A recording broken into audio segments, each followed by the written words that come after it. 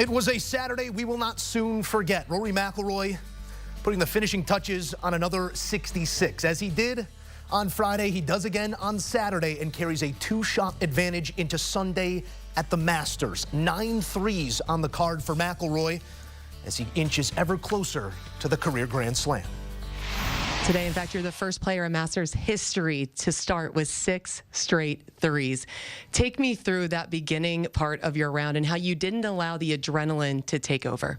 Yeah, I mean, look, a dream start, you know, even just making a 3-on-1, you know, the chip in on 2. You know, Harry said to me, it's about time everyone we've played with this week's chipped in, so it was about time I did. But yeah, I got off to the best start. And then, you know, you're trying to keep it going, and you know, it's a little difficult. The course got pretty tricky there towards the end, especially the greens got a little firmer. Felt like I was leaving myself above the hole every single green, so I couldn't really run putts at the hole. But you know, I played a little wobble around the turn there, but then, you know, I played a great solid back 9, and obviously the 2 par 5s helped. You told me staying within yourself was going to be a key. You certainly did that. Let's take a look at some of your highlights, starting off where it all began on the first. Yeah, I had a really good tee shot, only had 107 yards in, and hit a nice sand wedge to here, and yeah, you know, that was a perfect way to start. This on 2. Yeah, I had a really good 6-iron. It just went a little bit long, but played that well. And when those chips go in, it's a bit of a bonus. But yeah, it was awesome. This on 3, again, one of those ones that's like down the hill. You're just trying to coax it down there. You don't really feel like you can even make a putting stroke. You got to hit it so soft. With the crowd erupting at this point, what's going through your body here? Yeah, this was big. You know, going on to the 6th tee, I was just sort of trying to make a 3 to keep that 3 streak going. I sort of knew what I was doing. I had a great second shot here out of the first cut to get it to the back of the green, and that was a really key up and down for me. There was a putt on 11 for par as well, which was big too. And then, yeah, this was a 6-iron on 15. It was a perfect number to just hit that sort of high floaty one in there, and I knew that's what you needed to do into this green. It's been very firm all week, and you know, that was obviously the best shot of the day. And Nance called that the most majestic 6-iron he's ever seen. That's pretty impressive. High praise from Jim. Thank you. And then to convert the putt was awesome. Again, that was, you know, more of a flat putt compared to some of the other ones I had, especially 16, 17, and 18, all sort of down the slope. So. Yeah, I mean, I felt like I maybe could have got 1 or 2 more out of the round, but I'm not going to complain. It was an awesome day, and obviously puts me in a great position and going into tomorrow.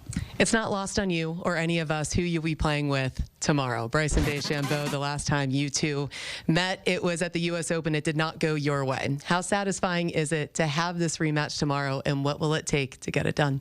Yeah, I think the big thing is not to make it a rematch. Stay in my own little world.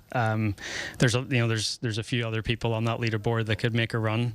You know, so I just have to do what I've been doing, you know, as I like sort of surround myself in my own little cocoon and just get into my own little bubble, and you know, he'll do what he does, and you know, I just have to stay firm and yeah, just stay in my own little world.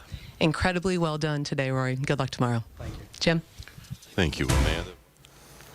All right, so a look at the card for Rory McIlroy. The start was the stuff of dreams. Birdie, eagle, birdie. 6 consecutive threes. The first ever player, as you heard Amanda Balionis refer to ever start a round at the Masters with 6 threes in a row. Did give a couple back in the midst of this round, but that ground regained at 13 and 15. Rory McIlroy, a 2-shot lead and 18 holes away from golf immortality. Our post-round coverage continues here on CBS Sports HQ. We have the distinct privilege up next to take you into the Butler cabin. Thoughts with Trevor Immelman coming up.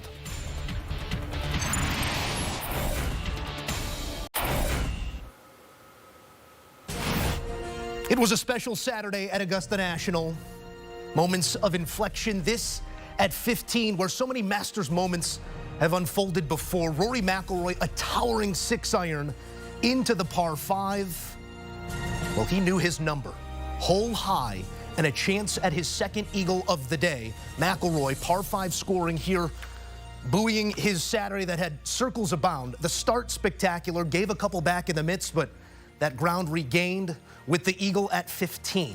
McIlroy's lead to 4 there, but cut to 2 with an unlikely putt by Bryson DeChambeau at the last from some 48 feet. The greatest showman, ready for a show on Sunday. Pours it in from range, and he will share that final pairing with McIlroy on Sunday. The energy could be felt across Augusta National on Saturday. One can only wonder what Sunday has to hold. A 2-shot lead for McIlroy in search of the career Grand Slam.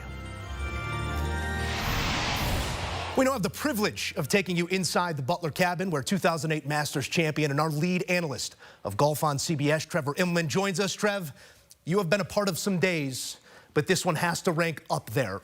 How special was that 5 hours of golf?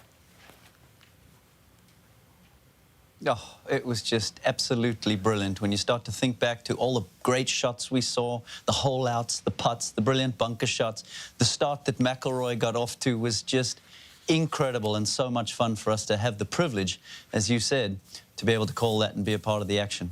We try not to cheer from the booth, but you can hear the roars coming up, and it feels like the collective golf world is getting Rory McIlroy to that place, or trying to at least. What of what you saw here on Saturday in his round makes you feel like the man is ready to meet the moment on Sunday?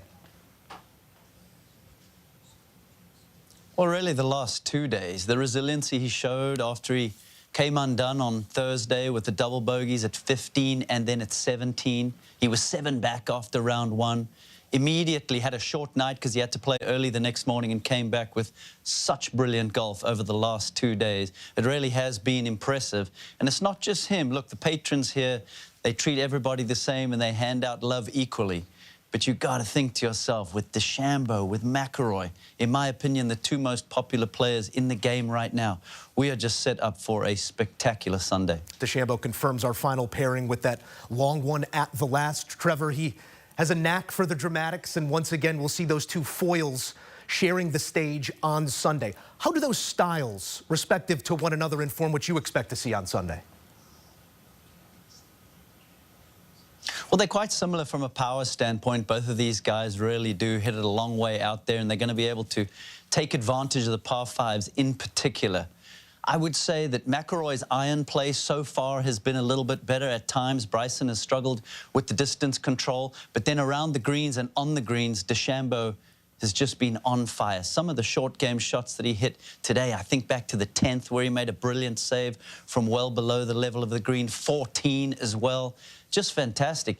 Even the 2-putt at 17 and then making the long putt at 18, the short game absolutely kept him in it. And he clawed his way with 3 birdies in the last 4 holes to just be 2 back in striking distance. And he knows the last time that these 2 guys went down the stretch head-to-head in a major championship at the US Open, he got the better of McIlroy. And it was Matador-esque, the look to the patrons on 16, as if to say, it's game on. He will be a part of this conversation come Sunday, adds another there at 18.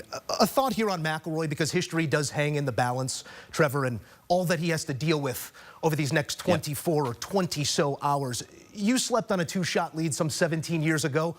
What is it to manage the emotion from now until T-balls fly on Sunday? Yeah, look, it's difficult. You try your best to keep it out of your mind and stay focused, not get distracted by anything. But it's hard because you're speaking to people. He's now going to go and spend some time with the media.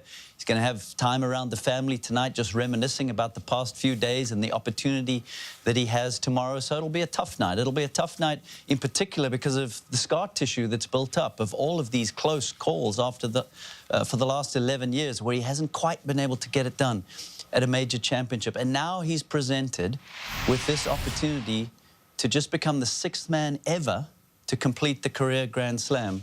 He has a huge mountain to climb tomorrow, and he's got DeChambeau to deal with as well. A Pinehurst reprisal. We're so lucky to watch it all play out. Trevor Immelman, an amazing call by you and Jim Nantz as always. We look forward to Sunday on CBS. Me too. Thanks, Moose. The class of the sport, Trevor Immelman. Always a key addition to our coverage here on CBS Sports HQ. What a Sunday we have in store. We'll always have you up to speed with your highlights, analysis, and as you saw, a trip into the Butler cabin. Join us on Sunday on CBS Sports HQ.